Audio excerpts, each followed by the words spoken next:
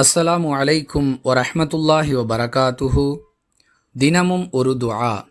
மறதி மற்றும் தவறுகளுக்காக கிடைக்கக்கூடிய தண்டனைகளை விட்டும் தாங்க முடியாத சிரமங்களை விட்டும் அல்லாஹுவிடம் பாதுகாப்பு தேடுவது, பாவ மன்னிப்பு மற்றும் அல்லாஹுவின் அருளை வேண்டுவது, இவற்றை நாம் எப்படி கேட்க வேண்டும்?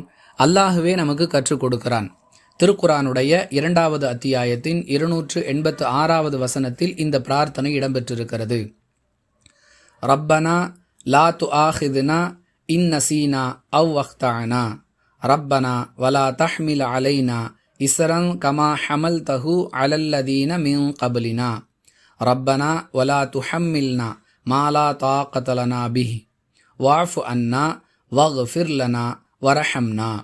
மீண்டும் ஒரு முறை சொல்லுகிறேன்.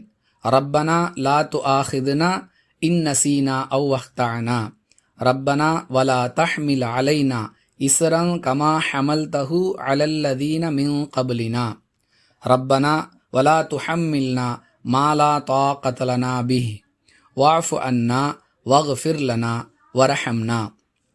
நீளமான வாசகமாக இருந்தாலும் கருத்து செறிவு மிகுந்த பிரார்த்தனையாக இருப்பதால் ஆடியோவை மீண்டும் மீண்டும் கேட்பதன் மூலமாகவோ அல்லது திருக்குரானை பார்த்து வாசிப்பதன் மூலமாகவோ மனனம் செய்து கொண்டு அல்லாஹ்விடம் பிரார்த்தனை செய்வோம்.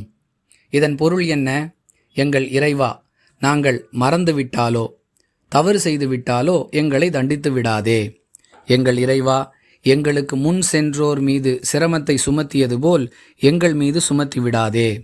எங்கள் இறைவா, எங்களுக்கு வலிமை இல்லாததை எங்கள் மீது சுமத்தி விடாதே. எங்கள் இறைவா, எங்கள் பிழைகளை மன்னிப்பாயாக, எங்களுக்கு அருள் புரிவாயாக. வாஹிரு தஅவானா அனில் ஹம்துலில்லாஹி ரப்பில் ஆலமீன். அஸ்ஸலாமு அலைக்கும் வரஹ்மத்துல்லாஹி வபரகாத்துஹு.